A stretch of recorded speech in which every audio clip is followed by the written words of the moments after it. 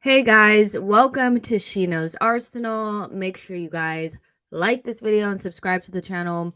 We're going to be doing a lot of transfer talk today on the show, and I know you guys love talking transfers, so we're going to get into it. On today's show, we're going to talk about Gabriel, who is going to be staying at Arsenal, and whether or not Arsenal do need to go into the transfer market and bring in another defender. Who could that potentially be? We're also going to talk about Pepe. He could be potentially on his way to Saudi Arabia, which is good news for Arsenal, potentially for a fee, which would be amazing. We're also going to talk about Folarin Balogun and Sambi Lakanga, potentially both going to Monaco, which I think, again, is a good thing. I know some people are apprehensive about selling Balogun, but I think if you sell him to somebody that's not in the Premier League, it might ease the blow a little bit. And Mohamed Kudus, who has, I would say, been lightly linked to Arsenal, a player that Sammy McBell said sometime in July that Arsenal were looking at, and nothing really came of it, but we knew that we were in kind of that outgoing section of the transfer window. So until guys left, there was probably no way to bring in a player like Mohamed Kudus. But his move to Brighton has failed. His move to West Ham is kind of moving along slowly. And word on the street is that it's moving slowly because Ajax and Kudus are both waiting on a big club to come in for him. And potentially, that big club might be Arsenal. So again, like I said, make sure you guys like this video, subscribe to the channel, get into the chat and let me know what you guys are thinking. And I'm going to head over there right now and see what you guys are saying. Let's see. A showcase says, "Hey Jess, how are you? I'm good. Thank you so much for asking." Says, "I'm a Chelsea fan. Do you think that Balogun will do well at Chelsea?" Interesting. I think that, you know, Balogun is a very talented player. I think he'd do well at most clubs. My only thing about Balogun is I think that his talent is still kind of, I wouldn't say raw, but I would say a little bit underdeveloped. And if you already have Nicholas Jackson, it would be strange to bring in another player that's at a similar place in their career. I think long term he could be a good striker for anybody. But yeah, it would be a little strange, I think, to have two strikers kind of in the same period of development. Maybe somebody a little bit older and a little bit more, further along would be a better choice for Chelsea, even though he's a very, very talented player. Crispy says, "For me, we still need to get Saka cover, who can ideally go up front if necessary." George says, "What's going on, Jess?" Just transfer talk, I am looking forward to the close of this window. I have to be honest. It feels like it's been going on forever. I mean, how long has it been since we got the Ornstein bomb about Arsenal putting in the £105 million bid for Declan Rice? That feels like years ago. And so it just feels like it's dragging. The season is going on now. And even though Arsenal do need to tie up some loose ends, I cannot wait to see the back of this transfer window, if I'm honest. Gigana Tesco says, "This Timber injury has broken my heart. So frustrating." And I do think Arsenal are light at the back with Timber not being there because Timber covered so many different positions. I just don't see a world where we allow the window to close and nobody else comes in. And so, yeah, but I'm still trying to recover from the Timber injury. But I don't know if you guys have seen, but Carney Chukwuemeka at Chelsea, he didn't sustain like an ACL, but he has like a 6-week injury to his knee. They're also saying Enciso from Brighton has also sustained a knee injury, and we already know that there was Buendia and Tyrone Mings that have also had knee injuries, long-term ones. And so there's definitely a pattern here. I don't know if it's just too much football or the fact that most of these players did play in America on those really bad pitches. I'm just putting two and two together here, but it's not looking good. I mean, you definitely want the best players out there playing and making the Premier League what it is and exciting. And with so many players dropping like flies and more probably to come, I wonder if people will start looking into the science behind some of these injuries. BroPro says, "Big up, Jess. Big up to you as well." Abraham says, no, we are not selling Balogun to Chelsea. Not a chance. I actually saw a report around, Arsenal and Balogun, and Arsenal are open to selling to rivals. They don't care as long as their valuation is met, but that could just be something put into the media. We never really know. Let's see. I'm just gonna kind of get the lay of the land here. Carl says, same, laughing out loud, or laughing smiley face. Mackenzie says, what's up, Gooners? Broper says, what are we talking about today? Like I said, Gabriel staying, Lakanga and Balogun on their way out, both potentially to Monaco. What those deals look like. Pepe, a Saudi Arabian club is interested in him, and we may be able to get a fee for him, which would be amazing. And then Mohamed Kudus waiting on a big club, and if that big club is Arsenal, that's what we're talking about today. Sean says, hey, Jess, hope you're doing well. I am doing well. Thank you so much. And John P says, if Tierney leaves, Zinni and Tommy are injury prone, and that leaves us with only 4 reliable defenders and 2 games a week. We are screwed unless we buy. So let's start there. Let's start at the defense, which for me is the foundation of everything that we're going to do. I think, a lot of people are heavily focused on bringing on a striker or a Saka backup. But for me, it's making sure that we have enough defensive cover. So what happened, 2 seasons ago and what happened last season doesn't happen again.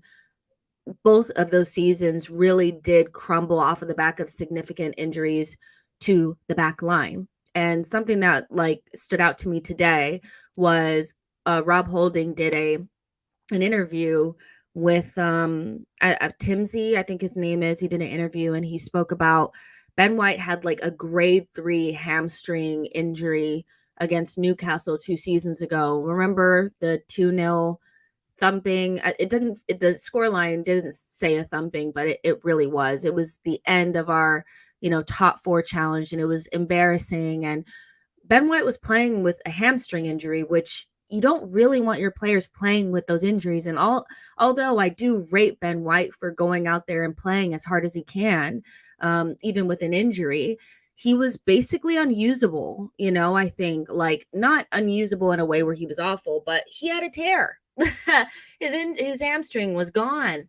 I also remember Gabriel being injured too. And Tomiyasu was out.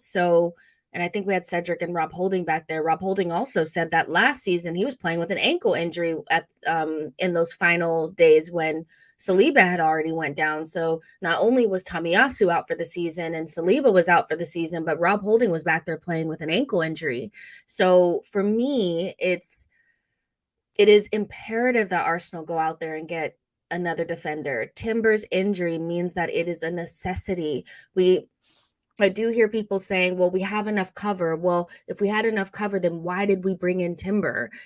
I think the reason why Arsenal went out there, spent the money, and recruited so well to get Timber is he's a quality player, top quality player, Champions League level, has played internationally. He had all the tools, technically, athletically, all those types of things, but he covered more than one position. He could play left back. He could play right side of center back. He can play right back as well.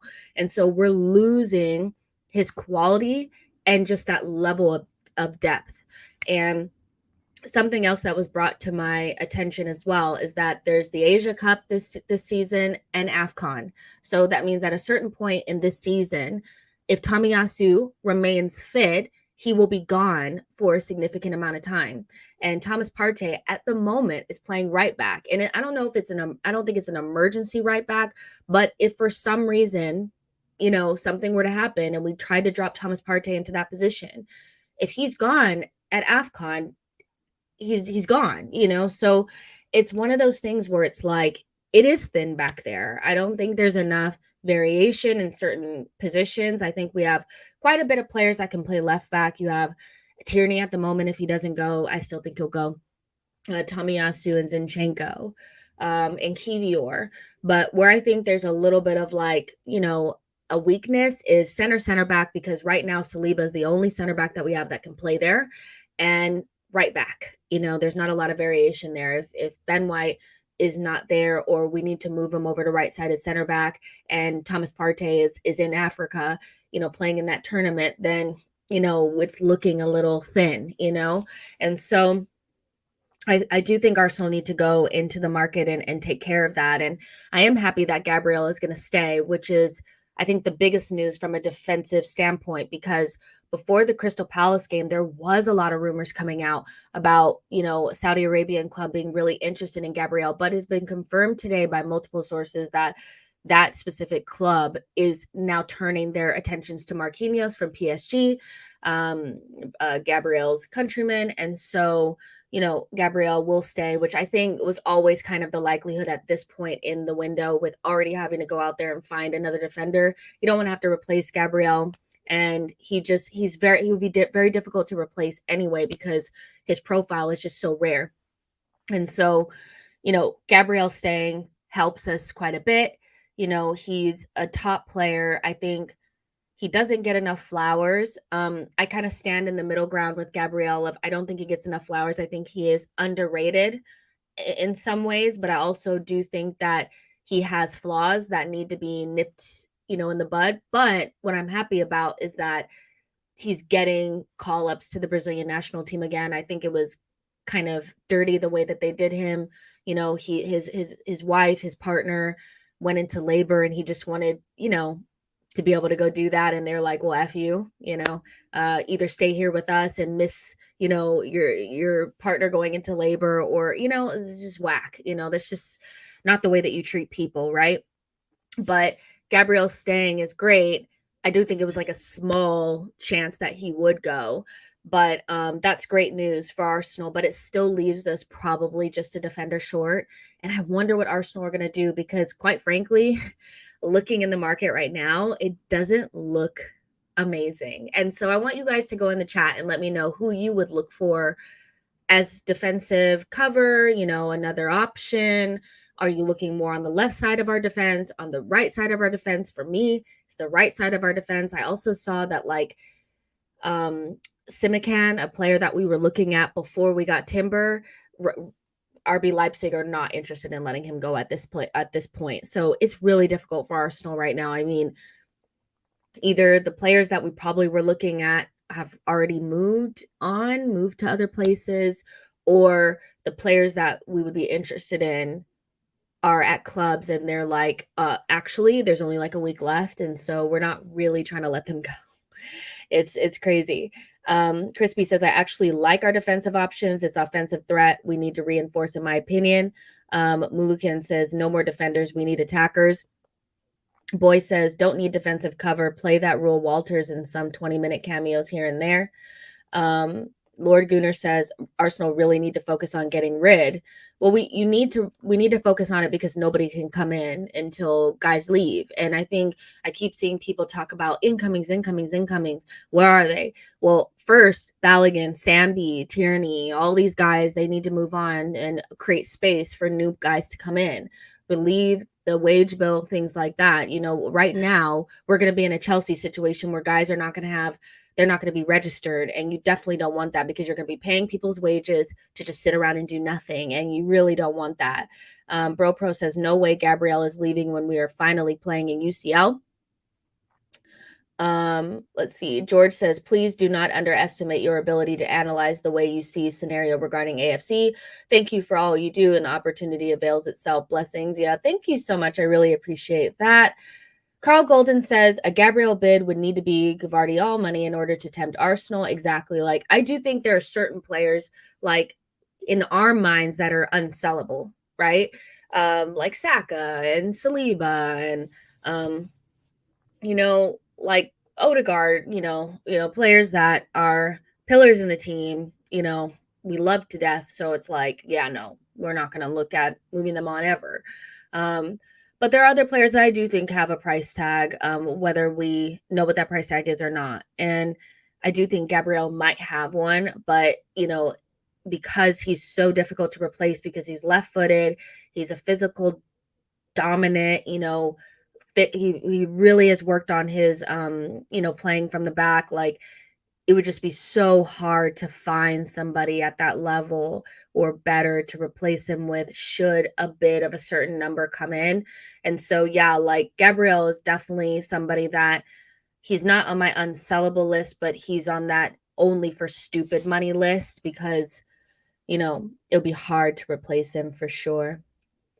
100%.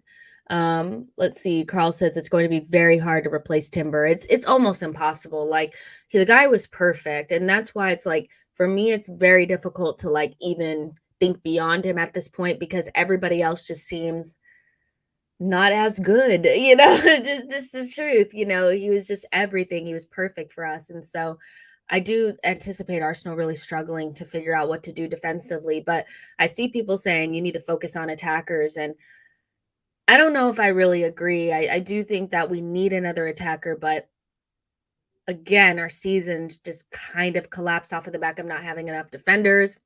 We know certain guys are going to be gone for, tournaments, at certain points.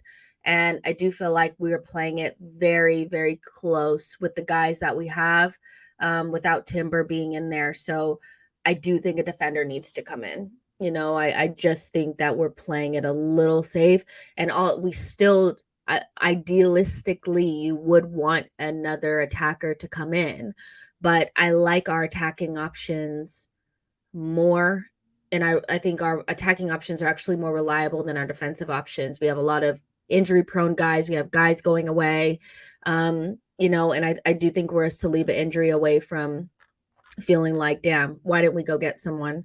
BroPro says we probably will make Kivior type signing again. Wouldn't mind that. It's interesting because there was that one player, the Satalo, that he went to Ajax that I think would have been a good option. Really, like he looked like a Kivior Ben White type player, but played like right-sided center back, and he's already gone, and that's the issue is that we're kind of lucky that if he Timber was going to get an injury that he sustained it while the window was still open, but because it's so close into the window ends, you still have very limited options. Let's see. Aha says Gertruda from, I know I'm saying that wrong. Sorry. From Feyenoord would be a shout for defensive options to essentially replace Timber in terms of someone who is somewhat similar. I've heard this name like, a couple of times. I'm not even going to tell you guys that I've watched him play. I don't know anything, but I'll take your word for it for sure. Damien says, you want us to win titles and talking about Tierney thinking small. Well, I think Tierney's going to go. So Lord Gunnar says, we have all collectively decided to bin Zinni. No, I have not. Zinchenko, for me, starts in this team, So, Zinchenko is definitely an option, but I do look at his injury record or his availability, and he's somebody that is consistently unreliable for long periods of time. So you just, you hope that things change, but you also have to remember that, like, if you have a pattern, sometimes you need to take it, you have to take it as face value. And at face value, Tierney, Zinchenko, and Tomiyasu are not reliable. They tend to get quite a few injuries. And so, I think Zinchenko is a big part of this team, and I rate him very highly, and he starts for me. But we still need somebody else to come in. Tane says Koundé would be insane. We still in for the French kid from RB Leipzig. Yeah, Koundé would be interesting, but I do think that it would take a lot for Barcelona to part with him. So I wouldn't imagine he would be somebody that would be able to pry from their fingers, but that would be interesting because he does kind of play that right back, right center back vibe. Like that's kind of his thing, so yeah. Ian sometimes right says, good day, Jess. Good day to you as well. I think Arteta is trying a dynamic 3-4-3 with Partey instead of a static 4-3-3 with Gabriel. But you make a good point about Partey going missing for AFCON. And I just think in general, like, Partey tends to get injuries too. So even though I understand what you're saying about trying something different, and I do like the solidity that we have with the group that we have out there with, like, although like it was Tommy Timber, it's the both of them, but it ended up being Tomiyasu Saliba, Ben White, and Thomas Partey inverting with Declan Rice. I actually think defensively we look a lot more solid than we did last season with Zinchenko inverting from the other side. That being said, I still think we need that option. I have a hard time believing that Zinchenko has some small role to play this season. He's one of our best technicians. I think he's almost at this point underrated by the fan base because people were so upset with him for getting nutmegged by Trent Alexander-Arnold last season. And so I still expect him to play a big role. So, you know, I still think that there's that option is still there, but I get what you're saying about trying something different. And I like how we've looked defensively. I've liked our shape. I just think that we're still trying to figure out what it's going to look like going forward. Nelson says, let's go and get Jules Koundé. He will be solid backup and he will raise the level of competition. Cancelo is going to Barcelona, will create space potentially. Dave says, Zinni will always be off and injured reserve list. Let's see. John P says we need at least 6 reliable defenders for a season. And we have 4. I think what I feel like the energy is, I don't want to get a defender because that means that we won't get an attacker and I'm desperate for an attacker. But, you know, as much as we are desperate to bring in an attacker, we cannot allow our season to, you know, crumble again off of the back of like defensive injuries. And so if I had to like risk one thing, I would probably risk the attack instead of the defense. You know, for me, it's going to be an either or because I don't think we're going to be able to sell enough to bring in multiple options. And I think whatever we do defensively, if it's worth it, is going to cost more than probably we want it to. So yeah, Mackenzie says, I wouldn't be against keeping Nuno. Tavares, feel like there's a player in there.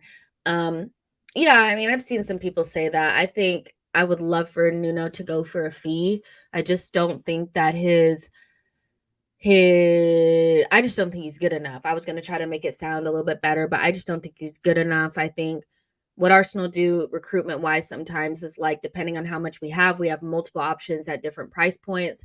And I can understand what they were trying to do with Nuno. He can play with both feet. He's a little bit more like athletic. You know, he has the ingredients to be something really special, but you know, he's not as refined as we probably need him to be. I'm not sure about, you know, I don't really want to like speculate too much, but it does seem like he gets into it with coaches and staff quite a bit.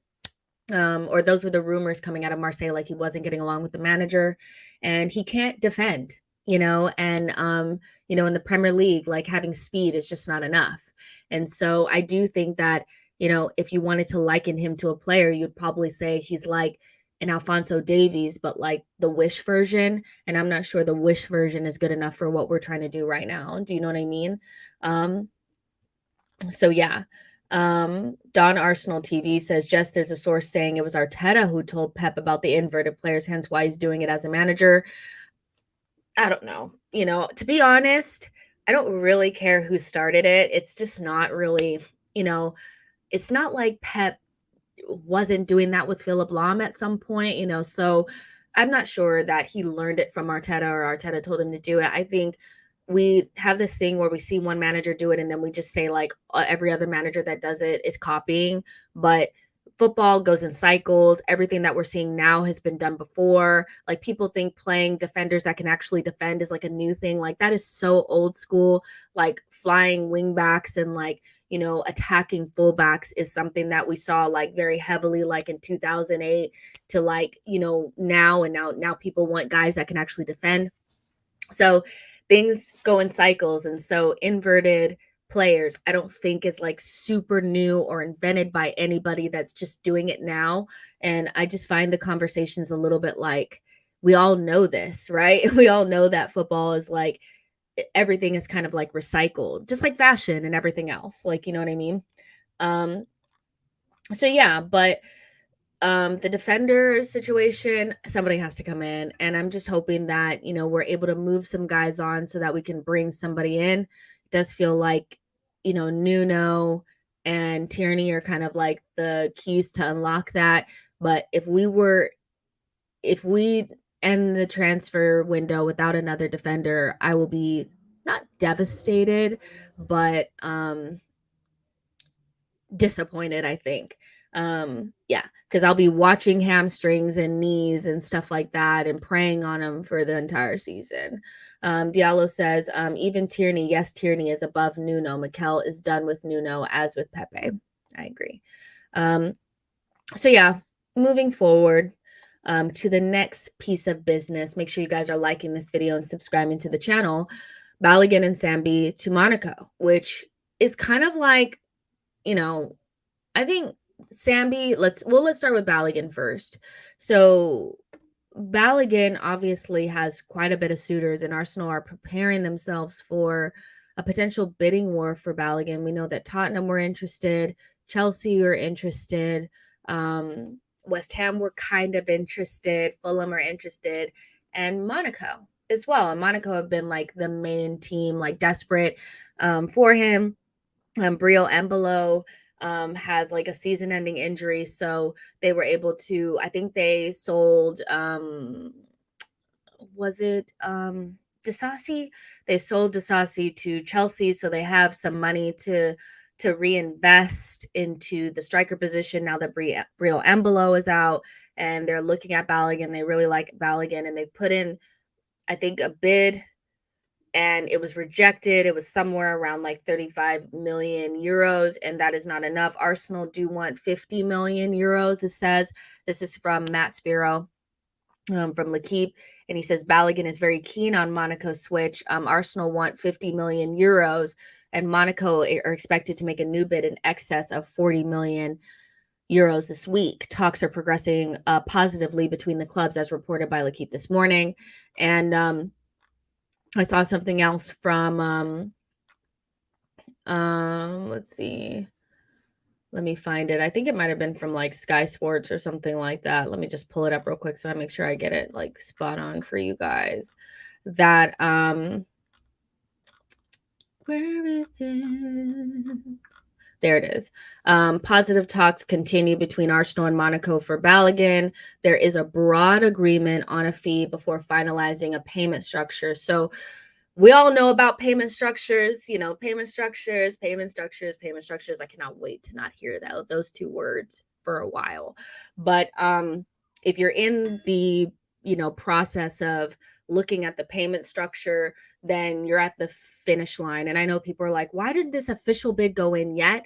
I do think that sometimes clubs just amicably, you guys know what I'm saying, but like nicely just kind of converse amongst each other, and then the final bid goes in knowing that it'll get accepted, because you don't really want to be like out there in the streets putting in a bid and a bid and a bid and a bid and a bid. Like, you just kind of want to talk it out and say, what will it take to get this done? You guys discuss amongst each other, and then it gets done. And so Monaco seem like they're the only team that are like in active discussions for Balogun, but there are other teams that are really interested. So they probably want to go ahead and get it done before other teams decide to come in. But, somewhere around 40 million or 45 million euros, I think would probably be like enough. Like, that's like 40 million pounds or something like that. And, I think the key to this is the clauses, the sell-on clause, the buyback clause, like whatever we do with that. And I think it's ideal at this point in time for Balogun not to go to a rival. I know that, Arsenal probably would sell to Chelsea if they came in with like 65 million or, a bigger bid.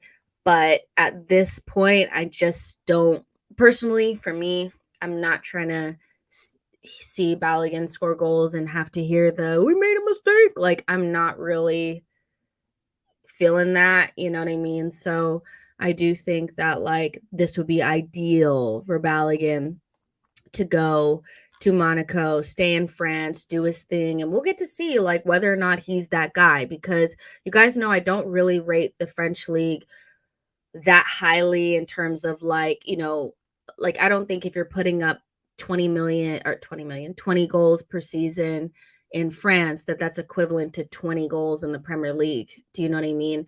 And so we'll get to see if he can replicate that again in France, and then I'm sure he will get a move back to the Premier League. I'm almost, I'm really, really sure of it. or maybe he, replaces Osimhen at some point at Napoli. I don't know, but he'll eventually get a really big move. But in the short term, it would be nice to see him like not go to a rival. John P says, hot take, I think Balogun might flop in the Prem. He will score in France. He struggled at Borough big time and really doesn't press well. I don't think he's I really don't think that he's, you know, the finished article or anywhere near that. And there's nothing wrong with that. I think at his age, with his experience, I don't expect him to be the finished article. But, I think he can become something really, really good. Do I think we're looking at another Kane or, anything like that? No, but I do think that he has a bright future ahead of him. It's just not at Arsenal.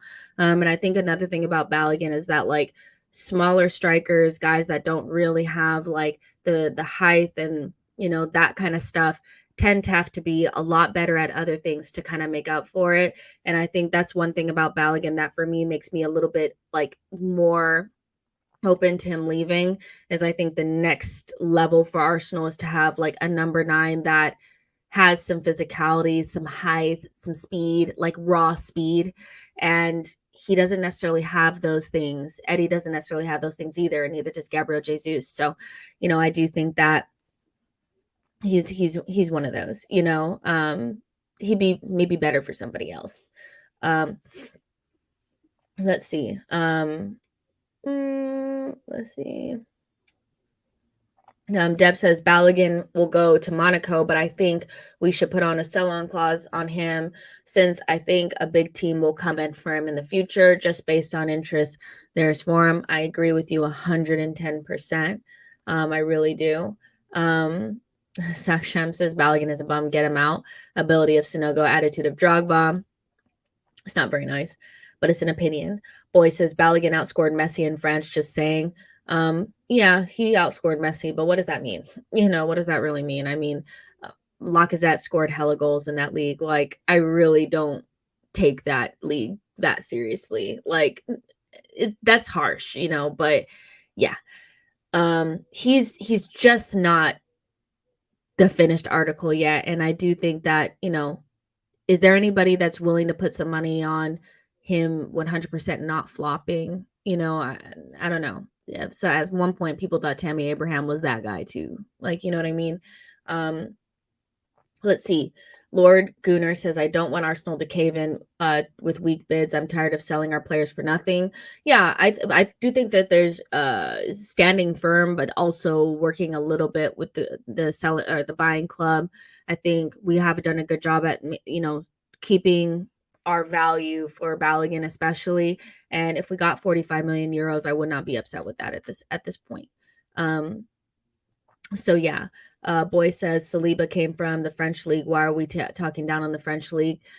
The reason why Saliba is different is because Saliba was obviously something special. Like, there's certain players that you just knew it from like the first time that you saw them. So they could be in a dead league and you just know it's going to translate. And Saliba still like needed like, a loan or so just to like really like clean up and get that the rawness out of his game. So, and I think defenders and midfielders from League One are different than attackers, right? So I think that league is really good for defenders and, certain types of midfielders, where I think you have to take the attacking statistics a little bit, just a little bit, so, I like what I'm saying is, because Balogun scored 20 goals in that league, I don't think that he's equivalent to Harry Kane, who scores 20 goals a season or more in the Premier League every season. I do think that there's levels to this, and I think we all kind of know that. So yeah, Blaze says, I don't like how some Arsenal fans turned on Balogun and make all the rumors about his attitude, which is not true. We did the same thing with Saliba before he came back to Arsenal. Yeah, I think, some people read between the lines and see certain things like, some of the stuff that was going on social media. And, I would just say that, like, we don't know what's true and what's not. Like, you're saying it's not true. You don't actually know that either, so I think we just make our own assumptions, and sometimes like we read between the lines, I think, and people believe what they want to believe. If a report comes out, you know, from somebody that's saying what you want to hear, then you think it's true, and vice versa, So I don't think there's any indication either way whether or not Balogun has a good attitude or not. It's all hearsay, it's all whatever, and we make our own, assumptions based on what we see and the little pieces that we get. But Balogun is somebody that, I would say at the very lowest level of what we know, is somebody that is not particularly fussed about being at Arsenal. He is willing to leave Arsenal to take control of his career. And as a player, I rate that very much. Like, despite it being Arsenal, if it was at any other club, I like players that take control of their situation. But as an Arsenal fan, I'm like, if you're not really asked to be here, and it's like you don't really rate yourself enough to like try to fight for your position, or you don't really want to like wait it out for Arsenal, then I actually am not like that fussed about you either. And it's not any shade, it's no beef, it's nothing. But I'm more than happy to see Balogun go take control of his career somewhere else, as long as you get the right fee, we have the right clauses, and we're all happy at the end of the day, you know? Saksham says it's a different combo when we talk about defenders and attackers from that league. To me, it's a different conversation altogether. And so, yeah. And Mbappe playing in the French league again, there are exceptions to every single rule, and Mbappe can play in any league. He could play in any league and probably kill it. So saying, well, Mbappe is good in the French league, like, come on. We all know that there's a difference, right? So yeah, but talking about another player that could potentially be going to Monaco as well is Sambi Lokonga. Like, Monaco are also interested in Sambi. Brighton are also interested in Sambi, but he's kind of like, for Brighton, the second option for the other player that they're actually really going for. Talks kind of stalled, but from what I've read, they still anticipate getting that player. So I don't think Sambi will be going to Brighton, and they wanted a loan anyway. But Monaco, if Youssouf Fofana, who I think is a fantastic player, I would like Arsenal to look at somebody like that. If he were to go, then they would look at Sambi Lokonga, and they'd want to bring him in. So I'm kind of liking the idea of Arsenal having a good relationship with Monaco. I do think that they have a pretty good recruitment system, and they have players that go in and out of there that tend to be quite talented. And so Arsenal having a good relationship with them and Ajax, to me, means that we don't have to rely upon Brighton and Man City too much. But I like the idea of Sambi going to Monaco, because I don't think he's a Premier League player. I thought maybe Serie A would be good for him, but the French league might be somewhere where he can really show his stuff. And I do think there's a talented player there with Sambi. I just don't think that the step up to Arsenal necessarily worked. I think you have to have a certain type of mentality to play that role, and not the role on the pitch, but the role off the pitch, to know that there's somebody in your position that is damn near elite. And if they are on the pitch, you're not on it. And I don't think Sambi necessarily had that. He didn't have the Eddie Nketiah in him. Eddie knows that if Gabriel Jesus is fit, he's starting, but Eddie seems to take it in stride. And when he gets opportunities, he does quite well, where Sambi seemed to really struggle not getting that playing time, and, having to wait for Thomas Partey. Even though Thomas did get injured quite a bit, it was like he wants to play all the time. And so he's not really equipped to play that role in the team. And when he was out there, there was kind of like a disconnect with him defensively. I think he has a good range of passing. I think he progresses the ball okay, but defensively, there just wasn't a light bulb there. It was off all the time. He never sensed danger. He didn't have any sort of awareness. And so he needs to be partnered up with somebody that's going to do all of that for him. And the way that Arsenal play right now, kind of have a number 6 that is defensively switched on, but it can also, kind of orchestrate everything. And he doesn't have that right now in his locker. And I could punch Vincent Kompany in the face, okay? Like 18 million for Sambi Lokonga. That is a lot of money when we didn't have very much money, right? We're buying Nuno for 6 and, last minute for Tomiyasu and 30 million for Odegaard, is like a splurge to get to put 50 million down for Ben White and 18 million for Sambi Lukonga when, Brighton are turning up with guys like Caicedo for like nothing. Lavia is coming from Man City's academy, and these guys are like leagues beyond Sambi, but we paid 18 million for Sambi. So I'll never understand it. It just hasn't worked out. Vincent Company, you criminal for telling us that he was the next Yaya Toure. My goodness, were we swindled. But I guess moving into the future, like the best thing would be, in my opinion, to sell Sambi. I just don't see even like a world where he's loaned down and comes back and it works. And so, maybe Monaco, if Yusuf Fofana were to leave, which I do think that a move is on the cards for him. I know the Nottingham Forest thing, I don't know if that's going to go through. He's way too good to go to Nottingham Forest. They can agree, but I'm not sure he's going to agree to go there. But a move is on the cards for him. And if he were to go, Sambi Lukonga would be a decent replacement, I think, for him. So yeah, Walder says Thierry was also behind that recommendation. That was just criminal. Michael says, Company played us hard because he was supposed to come back and get Sambi, and he did not come back and get Sambi. They left him on the shelf. Burnley had bought hella players in this window, but they left Sambi there. I mean, hello. Lord Gunnar says Sambi tried to be Guendouzi, but he wasn't that guy. Guendouzi is not even that guy. Let's keep it real. Like, I'm side-eyeing some people that were like hell bent on the idea that Guendouzi was going to be something special, and he just looks like any old guy.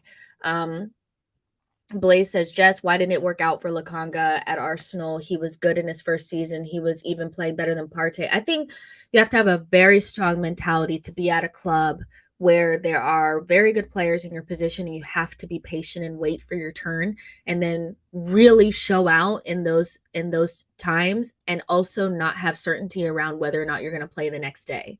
And so I think that's kind of the scenario that quite a few of our players are in. Eddie's in that position. Sambi was in that position. Vieira is also in that position where they just kind of know that, like, they will only play if that main guy is not there. Jesus, Odegaard, and Partey are top players that are going to play every week if they're fit. And then out of the cold, like after not playing for weeks, you need to come out there and to perform for a team that's Champions League level team, and last season was fighting for a title. Coming cold, perform, and then also in the back of your mind knowing that that guy is coming right back into his position no matter how good you play. And that's a very difficult scenario to be in if you don't have the right mentality. I think that's why Eddie is thriving and Vieira and Sambi haven't quite gotten it going, because that is not an easy psychological position to be in for a player, I think. And I think it's just that simple. He came in, he was playing right away because Thomas was injured, and he had that confidence. He had the wind in his sails. He just got his big move. And then Thomas Partey came back in, spot was gone. He sat on the bench for a long time. And when he came in, he didn't necessarily do that well sometimes. And, it's tough. Like, I really have a, soft spot for players like that sometimes, because I just understand that could be a very difficult scenario to be in. But at the same time, it's just probably best that he moves on too, because I even think stylistically he doesn't quite fit us. So yeah. You guys talk about Guendouzi. I have so much time for talking about Guendouzi. I could do a whole show about how people were crying about Guendouzi. Like, it was so funny. Clement says, send both Balogun and Lukonga to Monaco for 65 million. Gabriel isn't going anywhere due to Saudi interest. And Tavares to Aston Villa is better than Nottingham Forest. Fair enough. If we could get 65 million for the two of them, that would be great. I really would just, good job, because right now sales are looking very difficult to come by. Actually, I read something that Kaya had wrote as well. And I'll just pull that up as well because I mean, it's nothing that we don't already know, but I think we will still be having conversations around whether or not Arsenal are decent at selling because he said that finding exit paths for fringe players has proved difficult. Arteta has insisted that Tierney is a part of his plans, but Football London understand that Arsenal are open to offers for him. Edu is working to ensure that any loan deals include an obligation to buy. And that's the situation that we're in right now is, we want permanent deals for these guys, but people are just offering like dry loans and things like that. So we're in the situation again where I am looking like, I don't want to be too harsh, but we need to get to a point where we're able to sell players, and the players that we're trying to sell are not the worst players in the world. Like they're no longer Mustafis and Kolasinac and stuff like that. Like these are young players with value. And I have to question whether or not we've done the right things with these players if we can't get even a small fee for some of these guys, So yeah, it's one of those. Boy says Arteta has to stop the cap. He said Tierney is a part of his plan. Stop the cap. We all know that Arteta, look at Arteta's actions. Don't listen to his words. Arteta lies like I've never seen somebody lie before. And I know that he just wants to remain unpredictable and he doesn't want to be super transparent with the media. Even if we're in advanced negotiations with a player and they're damn near on the doorstep or they're doing their medical, he will still not talk about a player until they've been announced. And I kind of rate that about him, but I always feel like with Arteta, it's more important to look at his actions and not listen to his words because he will tell you that somebody is in his plans and then turn around and that guy is nowhere near the team anymore.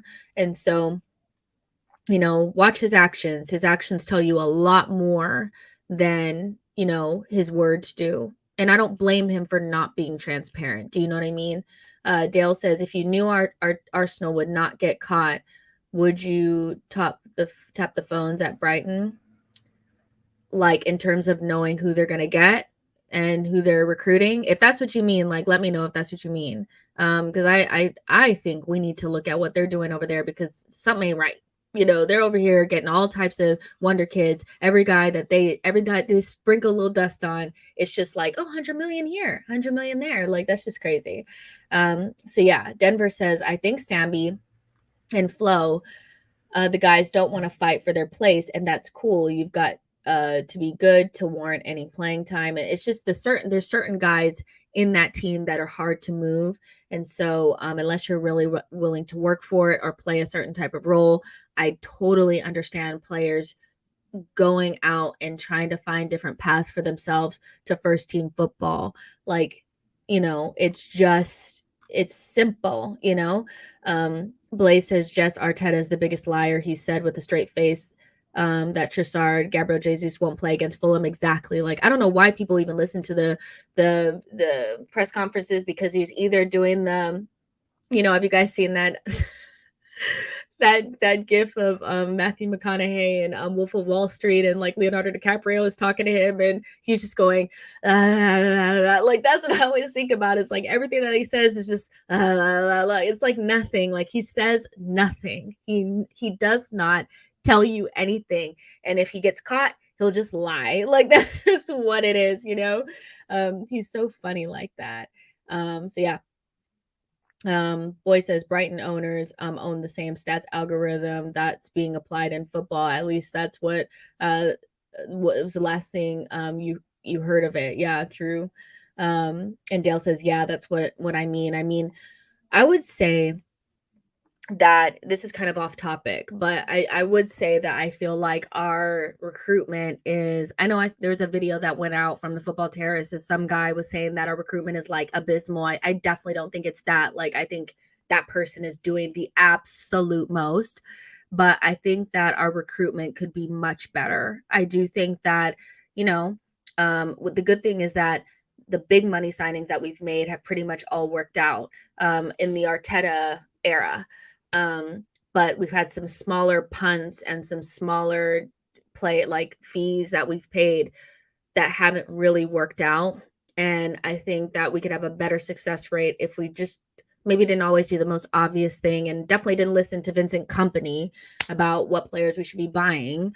But yeah, I do think our recruitment could be better. But at the same time, when you're Brighton, when you're Brentford, you can recruit differently than when you're an Arsenal or Man United or Liverpool. I do think that the expectations are different. Recruitment is just a little bit different. But I do think we could be just a little bit better. Like if I had to give our recruitment a grade, I would say probably like a B minus. And we could do maybe a little bit better. But that's just me, you know. I don't think we're horrible at all, you know. Um, but yeah, let's move on to the next thing. There's 270 of you guys in here, which is super cool. Make sure you guys like this video and subscribe to the channel. Let's get on to Mohamed Kudus, which is a player that a lot of people are interested in. A lot of teams have tried to sign him in this window and have struggled to do so. Brighton were close to completing a deal for him, and they could not agree personal terms with his camp, and so that deal fell apart and it collapsed. And then West Ham have put in several bids, but Ajax are upping the price ever so slightly, and they are upping the fee in anticipation for bigger clubs to come in at the very last minute. And so, and if you're Mohamed Kudus and you know that a bigger club is potentially going to come in for you, you're going to probably just wait a little bit longer. If West Ham really want him, they'll wait, right? Or they won't. And so, who is this big club though? I mean, Fabrizio Romano has hinted that, Ajax and Kudus are aware of a big club potentially coming in. He said it could potentially, or actually it was on Talk Sport where they said it could potentially be Chelsea because they've also been interested in him, or it's maybe Arsenal because we've been interested in him. And I do think any attacking signing is very dependent on Balogun going. I do think Arsenal will use the Balogun money to potentially bring in an attacker. But that it's also a little bit like, okay, but how much are you able to use because you have to get in a defender? But the thing I like about Kudus for Arsenal is that he kills two birds with one stone. And Arsenal are in a position where they could probably use another attacker, especially somebody that can play off of the right-hand side and back up Saka. And they could probably use another midfielder with a different profile to the likes of ESR and Vieira and Kai Havertz, who, without being reductive, all kind of fall into the same category for me as number 10s, attacking midfielders, guys that you kind of want in those attacking positions, but you don't necessarily want playing box to box for obvious reasons. And they're not really good at box to box. That's not who they are. And then Arsenal have this abundance of DMs. We have a Jorginho, we have, Thomas Partey, we also have Declan Rice. And so we have these number 10 attacking midfielders, and then we have all these DMs. But there's nobody in that middle category of like just a CM, a regular ass center midfielder, plays box to box, can kind of do it all. You need somebody like that. We are definitely missing that profile. And even though I think that Mohamed Kudus is a more attack-minded midfielder, what he can do that the others can't do is drop deep, collect the ball, and progress it with his dribbling and keep the ball. He has a little bit of that, Kovacic keep the ball in those deeper areas, but he has the athleticism and the burst and the speed, and he can also play on the right-hand side. He's left-footed. There's a lot to like about the player for a team that probably needs 2 or 3 more players, but could probably only afford 1 or 2. And so, with the relationship with Ajax being what it is, and Sven Mislintat being there, he would know if Arsenal are kind of wanting to bring in Kudus, but, need to wait for somebody to go. And maybe Arsenal are that team lurking in the background. I do think Chelsea are lurking in the background too, though, because obviously their deal for Olise collapsed, but, they're looking at Brennan Johnson. They're also looking at Barcola or whatever the hell his name is, from Lyon. So they have some other options that they're looking at. I think they're looking at Ryan Cherky as well. And so, Arsenal could be that team that are just waiting to move Balogun on in order to, make a spot for somebody like this. But, who knows? I do think we need something else in there. But will Arsenal get it done? Who knows? See what you guys are saying. Clement says, let's get Chino's Arsenal to 20K subscribers by the weekend. That would be super cool, you guys. Make sure you guys are liking this video and subscribe to the channel. Saksham says, if Chelsea wants him, he will go Chelsea. I think that's the case when it comes to Liverpool, but I'm not necessarily convinced that that's the case when it comes to Arsenal. I do think that, just because they were able to get Lavia and Caicedo under the nose of Liverpool doesn't mean we don't have pull. We have Champions League. We're a very attractive proposition now. And, I think we could get him if we really wanted him. I don't think it's just like if Chelsea want him, Chelsea get him situation when it comes to us. Michael says, I think Kudus could bring us something different on the rise. Saka is top 3 in the position right now, but it could be nice to bring in someone for him that's more direct. Fair enough. Blaze says, I don't know if it's true, but there's rumors Chelsea can hijack Kudus' move. If they can hijack, then so can we. Like, nobody said it was Chelsea. They said it was a big club and they've been interested. And so it could be Chelsea, it could be Arsenal. And Fabrizio Romano also said that watch out for Arsenal because they were interested and blah, blah, blah. So I don't know if it's just Chelsea that it could be, but it could be Arsenal as well. So I wouldn't necessarily completely write us out. But, we'll see. Boy says ESR, Fabio Vieira, and Kedia, Reece Nelson is our second attacking line. And for me, that's not good enough. I think, Nketiah is probably, fine. You guys know, like, my feelings on Nketiah. I won't go back into it. Reece Nelson, pretty unreliable. We're not quite sure what his ceiling is really, but he did okay last season. ESR, I don't see a role for him in this team. I really don't. I'm really struggling to understand what the plan is with ESR. He's not getting any minutes. He was on that same level of rotation as Tierney, meaning like the last guy up type thing. And so I don't really see those options really fitting what we need. Like, I really do think like somebody that can play in multiple positions and do it at a really high level would give us a little bit of a boost in that attacking, group. But, that's just me. Prince says Chelsea won everyone. Of course they do. Mark says, I don't think Chelsea will get Kudus. They're not in Champions League. If they wanted him, why didn't they just go get him? Like right after Olise, that deal fell through, they could just go get him, right? He's just waiting. So I do think that they are interested, but I would not be surprised if Arsenal are also interested because we've been mentioned. We've been, reliably linked to him as well. And we're just about to sell Balogun, which I think is significant. Let's see. Let's see. What else you guys are saying? Damien says, stop sleeping on ESR. He looked good in preseason. He did look good in preseason, but not good enough to get any sort of minutes so far.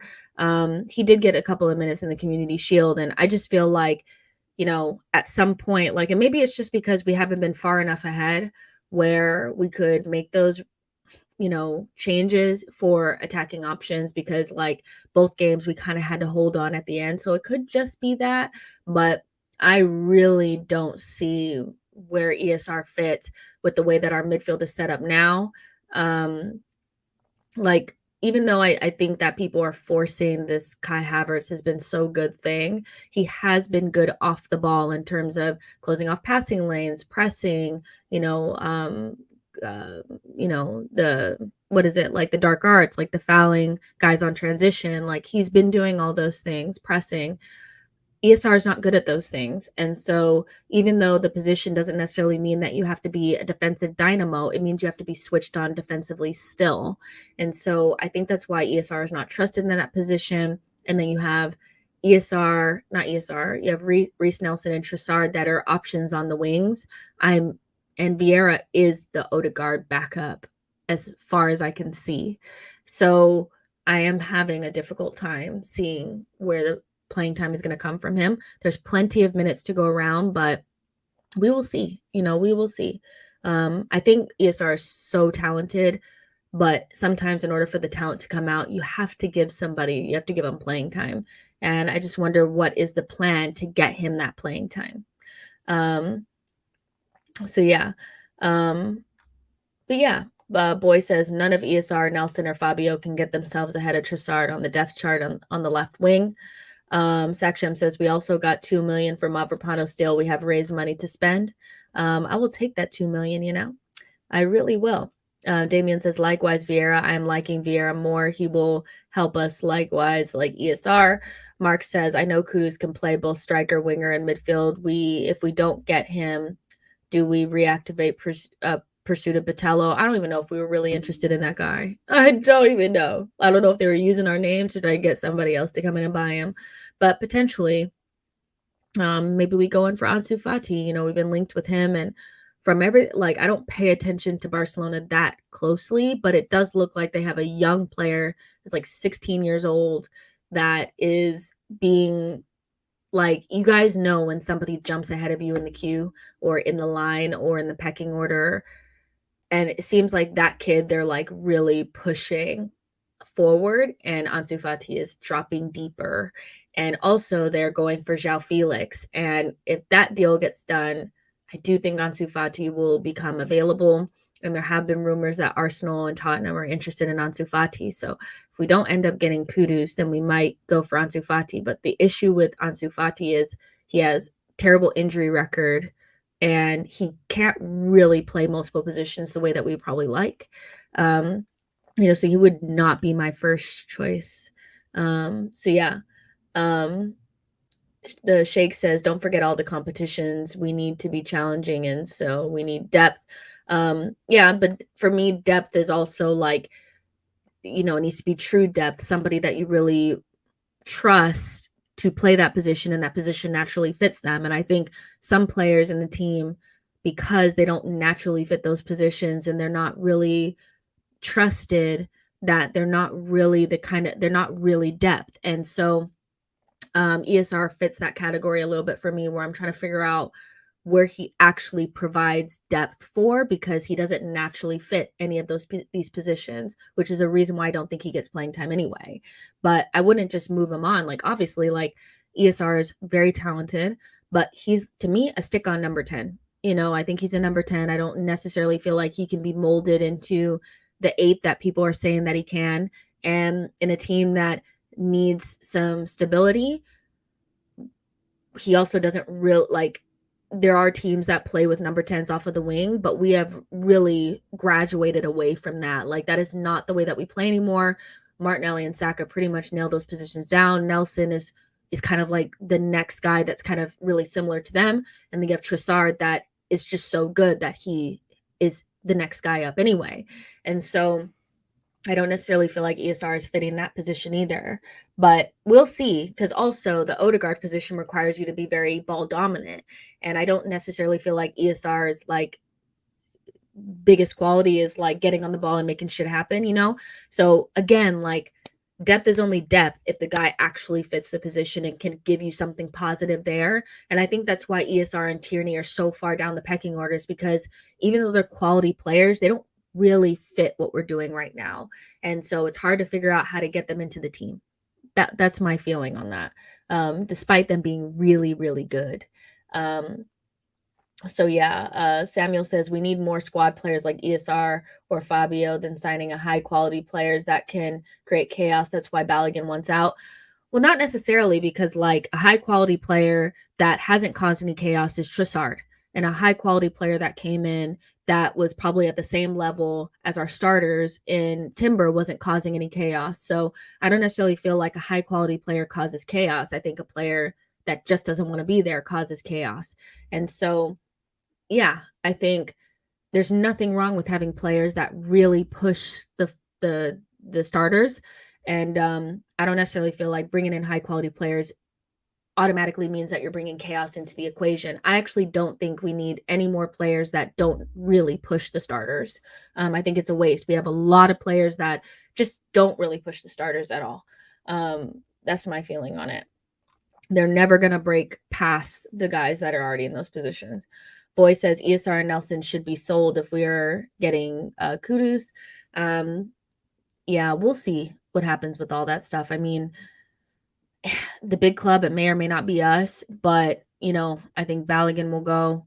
You know, we'll see how Arsenal move things around in order to accommodate new players.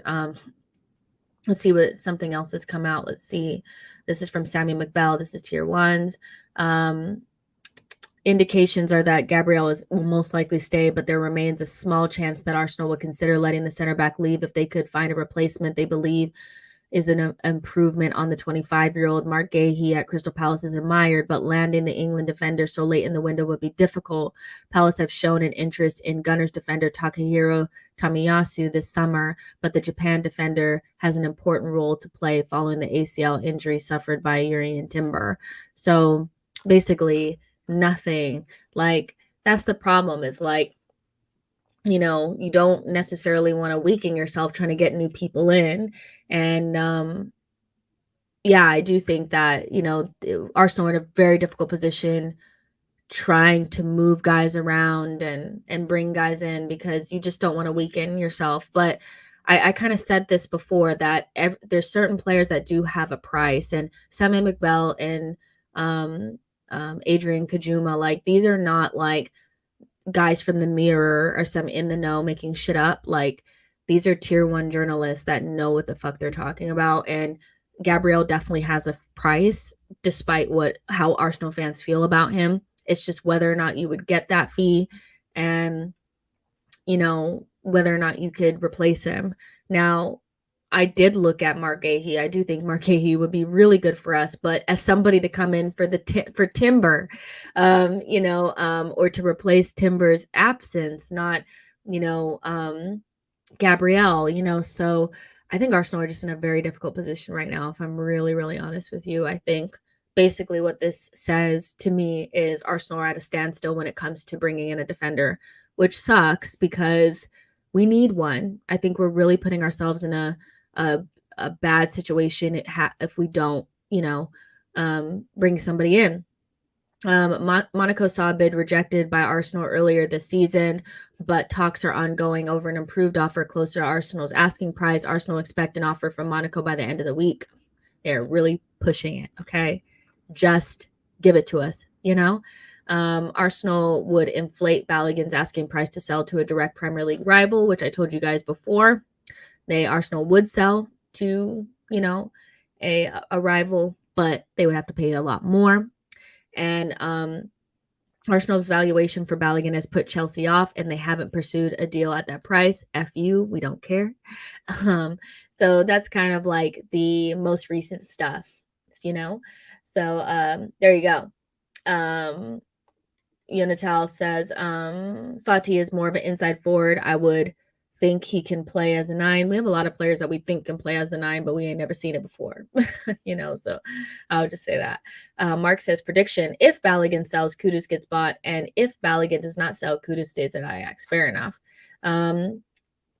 Boy says, we all know Edu loves a minimum fee release clause. What's the minimum fee release clause on Eric Garcia at Barcelona? I would die if we signed him, if I'm honest with you. So yeah. And so, the last thing that I want to talk about is a unnamed Saudi club is in talks with Arsenal for Nicola Pepe. And get this, you guys, it's for a fee. It's for a fee. Somebody wants to pay us for Pepe. No, let me stop. But it's true. It's true. It's coming from Fabrice Hawkins, who is very reliable, saying that a Saudi club whose identity has not been, named, has positioned itself for Nicola Pepe in the recent hours. Arsenal negotiate a transfer fee. This is the hottest lead for the winger, who has 1 year left on his contract. Pepe refused Besiktas, who only offered a 4-year contract. So we'll see. I think with Pepe, the issue has been is he wants a long ass contract and he wants a lot of money.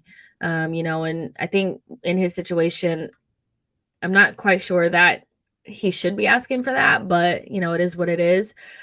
But that's good to know, because if we could get a fee, that would be perfect. You're getting his wages off the books, and you're also getting a little bit. And I would say like anything above like 5 million, and you can have them. It's an awful deal that has went so poorly but at the same time, you just have to kind of get him off the books. If you can get Nicola Pepe for a fee off the books and, Balogun, I do think you get an attacker in at the last minute. I really do. Because those guys open up a little bit of some wiggle room for that. But yeah, he rejected Besiktas. Maybe he will go to Saudi Arabia, but they'll have to offer him something significant. So I'm not getting too excited about it just yet. Several deals for Pepe have collapsed this summer, but it's good to know that maybe somebody would give us a fee for Pepe at this point. And people were asking me this the other day if how did I feel about him being reintegrated. I didn't want to kill your guys' vibe, but I know that's not happening. They gave the man's number away. There is no revival. He will lead the club this summer. Tony says, Jess, that's old news concerning Pepe. It's just redone. Well, no, this came out today. This is 4 hours ago.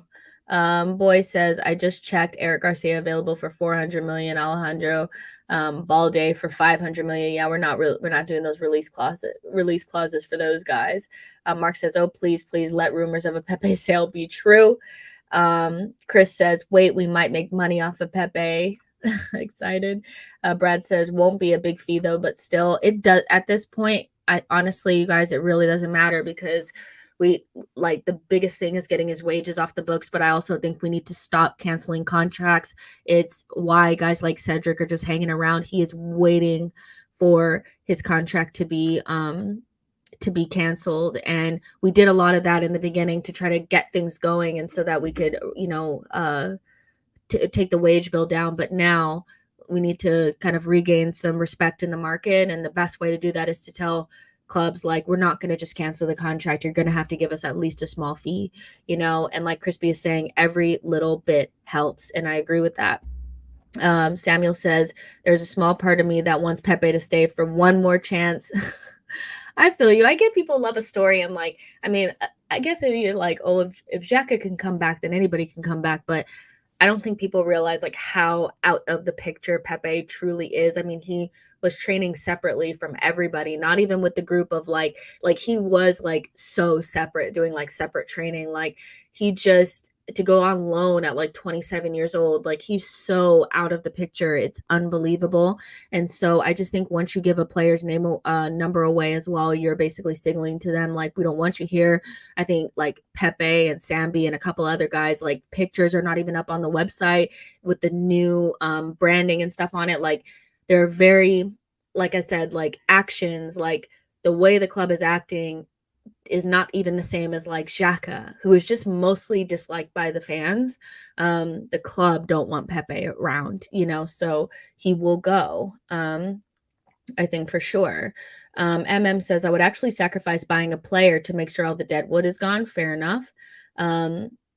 Eat, Drink, and Talk Football podcast says, Pepe is a class player.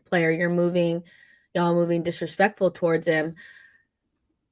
If he's a class player, then why didn't he show it at Nice? I think most players that leave Arsenal under a cloud tend to do good for at least 6 months at the new club that they go to, just long enough for Arsenal fans to cry about them not being here. And he didn't even have that. He was either injured or played poorly. And so I do think that he has some talent, but overall his talent is not what we need at Arsenal. And so I don't know if it's disrespectful to say that you want a guy that didn't work at your club, that came for a big fee, you want him to go. I'm not sure what's disrespectful about that. He has some talent, but not, it is what it is. I don't know what's disrespectful about that. I really don't. I think Dale makes a good point here that I know it doesn't fit our style, but I'd love to get a shutdown fullback like Mitchell. That guy is so good.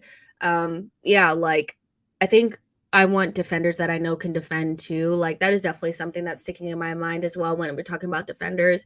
I really don't want somebody that cannot defend. I'm thinking about the wingers that are in the league now, Matoma, even Jeremy Doku is now in the league as well. And so the wingers are becoming a lot better at isolating the defender and beating them 1v1. And so we definitely need defenders that can actually defend at this juncture. Nobody that is kind of no more Ballerins, you know what I'm saying? Says, do you think that Edu is bad at selling or that we haven't been in a good position to sell in recent history.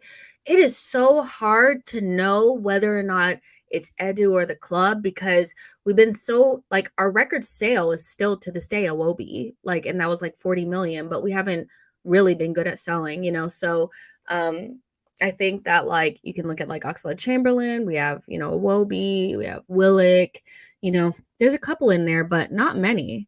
So I do think that it could be a little bit of both, but it's hard to tell because it's not like we were good at some point and Edu came in and then it went down. We've just always been bad, but it hasn't really improved. And so I don't know if it's something that we need to build up. I do think we need to build up our reputation, but I don't know, it's tough because some of the guys that people felt like we should have been getting fees for, I also feel like are just not very good, in the past.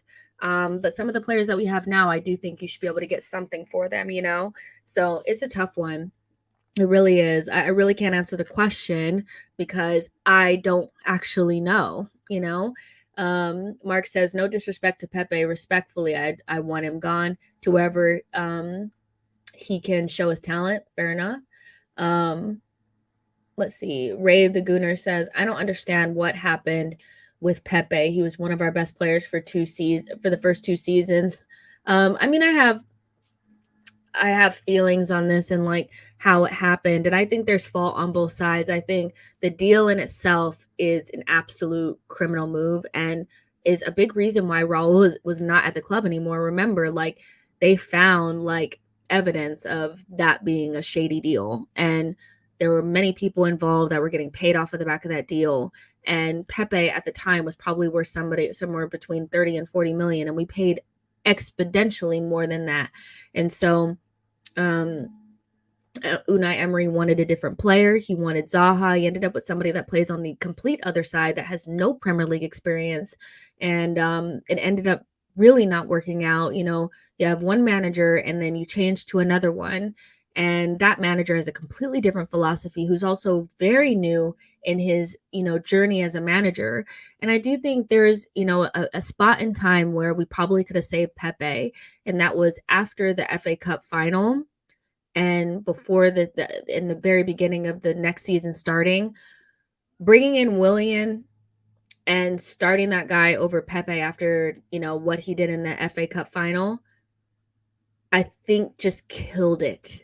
It just killed it altogether. I understand you bring in a Willian. He's very trusted by Edu.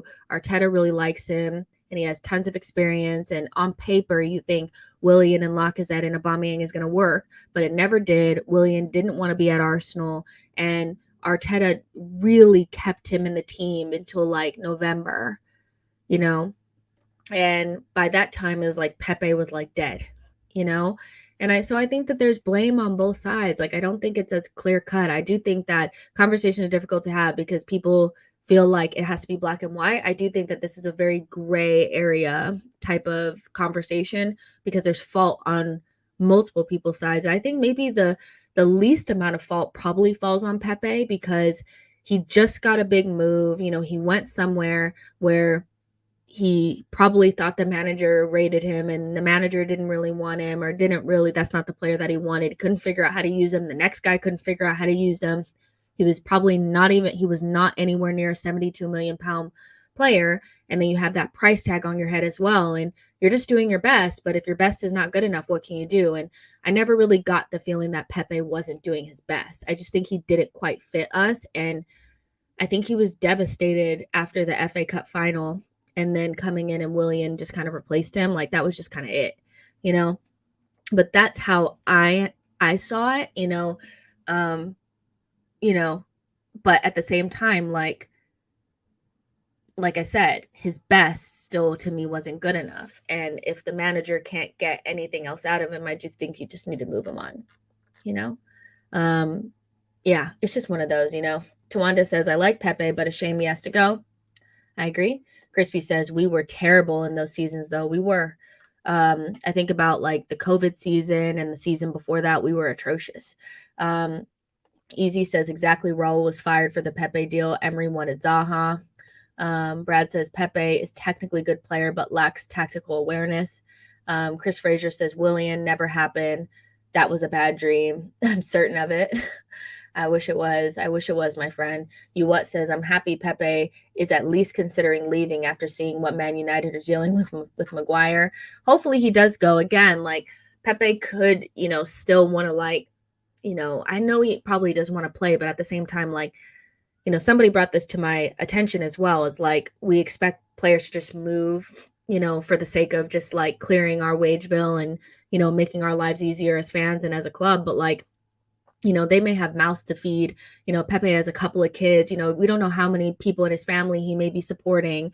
And so just giving up this 120,000 pounds per week may be something that he just cannot do. And so he either needs the club to pay him off or he needs to go somewhere that's going to give him something similar and some stability and some commitment in order for him to still live his life. And so I'm hoping that him and the Saudi Arabian club can come to some sort of agreement.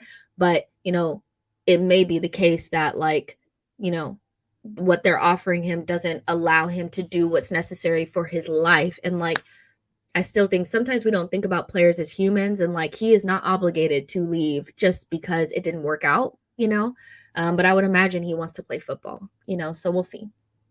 Shane says, just subscribe. This pod is so calm and relaxed compared to the others. Keep up the hard work. Well, thank you so much. I'm so glad that you subscribed. It's not always calm, but, I try to create an environment where it's a little chill because, it's football, right? We should be having fun. Johnny Boy says, bringing Pepe in from the cold makes sense. For me, he's a very gifted player who has never been given a real chance. Fair enough. Charles says, feels like Pepe plays at 50% of his ability, in my opinion. I think he has to have the right manager to bring it out of him, in the right environment. I do think he's an arm around the shoulder. A lot of players are like this, need a lot of love, all that kind of stuff. And he's just not getting that at Arsenal, Chris Frazier says, not saying it would have worked, but I would have liked to see Pepe converted into a striker. He's quite clinical, but isn't that Mikel-style winger. I mean, I looked at some of his goals for Arsenal. I mean, one of them that stands out to me is when he was playing on the left for Arsenal, I thought he was quite good. And I liked, it's like the game, I think it was at home against Southampton, that goal, and we were in the blue kit, the blue with the pink. And it was like, I think ESR slipped him in and he got in front of his defender and just put the ball in the back of the net. And then the goal that he scored against, I think it was Wolves too. I think it was against Wolves, the game that David Luiz got red carded. You're like, which one? But yeah, that one. And Bernardo also got sent off that game. And I think there is a way to use him that, could be successful, but I just think we're on a completely different trajectory and we need different types of players. I just don't see it working at this point. But, I think there was a period of time where we could have made it work, but the door is kind of closed because of decisions that were made, So yeah, I don't blame Pepe. I think he was actually the person that deserves probably the least amount of blame in all of this. He didn't really do anything wrong, right? So yeah. Mark says, my issue with Pepe was that when defenders double teamed him, rather than play the ball back or wait for the overlap to break down, he'd take them both on and lose the ball. Yeah, it's one of those where it's I think some wingers are just that is their vibe. They want to take people on. They want to be flashy. They want to show their skill. And I think Arsenal at this point doesn't necessarily do the flash where efficiency, directness, and patterns and automatisms and things like that. And Pepe is very much of the vein of just let me be free. And we don't really have a situation like that, that's not really where we're at. Boy says, Pepe looks like he needs to be given the Salah role with limited defensive responsibility. Yeah, I think he needs to be in a situation like that, given freedom, no tracking back. It's just hard to do that, with us, So yeah, TO1 says, Jess, watching Terry and Steve on Straight Facts, and they had an interesting combo about fans' role in over-criticizing the team on social media and this creeping into the dressing room, which he, is there more to the, you might be typing it now. Oh, says that they sort of did that on purpose to rattle Arsenal fans when they beat us at the Emirates last season. Character limit, sorry. Yeah, I mean, my feelings on, criticizing players and, being overly critical. Fans have been critical of players since the beginning of time. And so, it just happened in pubs and in bars, or in your home. Now it happens online and players have more access to it. So you have to keep that in mind. But I think today's player also knows how to switch off from it and not let it get to them. It's the constant berating and the abuse of family and stuff where I think you have to really draw the line. And I think some players have gotten it really badly. I think like somebody like Mason Mount, I just, I know that Chelsea fans don't like him, but, he's from your academy. He's done very little wrong. He did go to a rival, but at the same time, it's like, does he owe you loyalty if you've been abusing him for like 2-3 years? It's tough, so I do think that you don't want to be overly critical, but you also don't want to stop fans from sharing their opinions, because that is what being a fan is about, especially like online and on podcasts and stuff like that. And sometimes what you say about players is not exactly the best or the most, like, the nicest thing that you can say. But I think as long as you're not being abusive, which we know what that is, or just saying things for effect, like being overly negative just for the sake of it, just so you could boost ratings and stuff like that, I think you're in that safe spot where you're being okay, but it may seep into the dressing room. And I think being overly positive or overly negative is something that is a new thing for players because they are on their social media. But, it kind of is what it's going to be. Like, you're not going to be able to stop millions of people from having an opinion on how you played, and I have a hard time believing that it would hurt Ramsdale to say he was crap on the day. I think what I don't like is going into the DMs and saying effing kill yourself, it's doing something to your family, la la la, like that kind of stuff. That's where I really draw the line. I think that's awful. um you know Boy says people are currently being overly critical of Havertz. um I think the Havertz thing, I kind of explained it yesterday. I think people are going overboard in both directions. I think people are wanting the signing to work so much, and they're seeing so much like negativity that they're almost overplaying what he's done.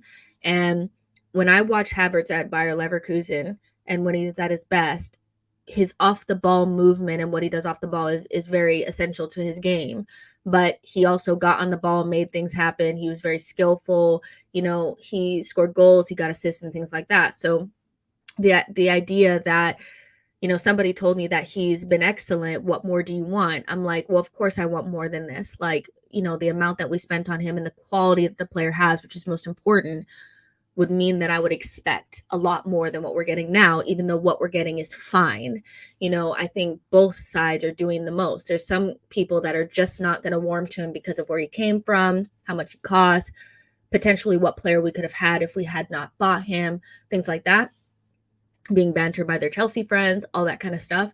And then there's people that are going overboard on the other direction and making it seem like he's done something spectacular by running, pressing, making runs. To me, all those things are what you expect from a player at this level at Arsenal. Odegaard does that with his eyes closed. Like, it's not something that it's a requirement for you to run and press and do your job. I do expect much more from Kai Havertz, not because, of anything more than I think the player is extremely talented. And if we get any version of the Bayer Leverkusen Kai Havertz, we are laughing. But also because the signing kind of has to work, So I'm hoping for the best, but I think people are being overly positive and overly negative, and we just, personally, I think he's been okay. Personally, that's it. I think it's just been just about okay. And I actually don't expect to see the best of him until Gabriel Jesus comes back into the team.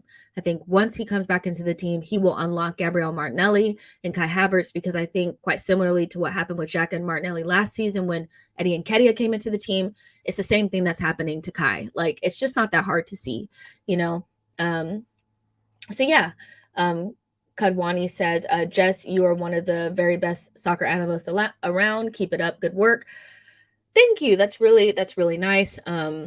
I don't know, like, I don't even really consider myself like an analyst per se. Like, if anybody calls me an analyst, and like one time I put it in my bio and I was like, I'm not really. Like, I'm a content creator. I love my football. I love watching. I love talking about it. And I love just talking to you guys and just having a good time. Like, that's what the show is. It's always just been this. I don't think it will change very much either. Pud says, I somewhat get the criticism of Havertz. He has to prove himself that he's a bit more than an ex-Chelsea player, but he was good. Fair enough. Says Havertz was only good off the ball right now, but to justify 65 million, we need output. I agree with that. Ivy says, it's why I like this channel. There's normally a balance about Arsenal, as it should be. I try to do balance. That's kind of my thing. And that's why I get hate from both sides. Like, the really, really positive people and the really, really negative people, none of them really get me, because they think I'm just like, and I'm like, because I'm balanced, because I can see both sides. I try to, I have my own agendas sometimes, and sometimes, I protect players that I probably shouldn't, but, I try, I really do. Let's see. Livy Smile says, maybe Havertz was good at Leverkusen, but at Arsenal and Chelsea, he has just been taking up space. We'll see. At Chelsea, he just didn't really work out. We'll see what he does for Arsenal. I think any sort of conclusion at this point doesn't make sense, because we haven't seen him long enough. And I wouldn't make a because even players that are playing well at this point, we've seen players come into teams, do well for the first couple of months and fall off, so I think we need to see him in multiple scenarios. We need to give him the most amount of time to really show what he can do. And I would say I'm not really going to start judging him until maybe about January. I think the entire team looks a little bit like undercooked. And so I want them to fully get into the oven, get nice and crispy, and come out, and then we'll see what's going on. Dale says, I think the jury is still out on Havertz, but his drawing 3 defenders and finding open Martinelli was very encouraging. Martinelli has to do better there, but yeah, that was one of his better moments, I think, yesterday. So yeah. Let's see.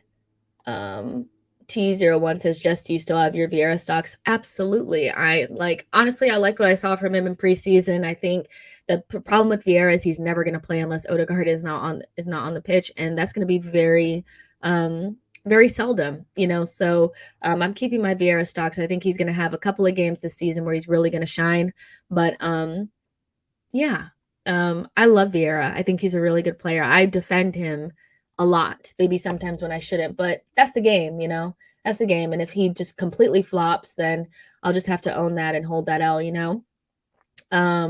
Yo-Yo says, Havertz is giving me Eidergud Janssen vibes. I was never a fan of the Icelander, but I expect the German to develop as the season progresses. Fair enough, let's see. Samuel says, I am Alex Howell saying Chelsea might go out from the negotiation. I think that's with Balogun. We already talked about that. So yeah, guys, we have talked about absolutely everything. If you're just joining, we talked about Gabriel staying. We talked about Balogun and Sambi Lakanga going to Monaco. We talked about what defender we should potentially bring in. We talked about Mohamed Kudus. We talked about Pepe. So if you want to do a little rewind and check all that stuff out, you can. But before you guys leave you guys in here, which is amazing, make sure you guys like this video and subscribe to the channel and get into the comments after and let me know what you guys thought about this show. I really appreciate it. We'll be back tomorrow, and love you guys to death. Enjoy the rest of your day, and I'll talk to you guys soon. Bye, guys. You're the best.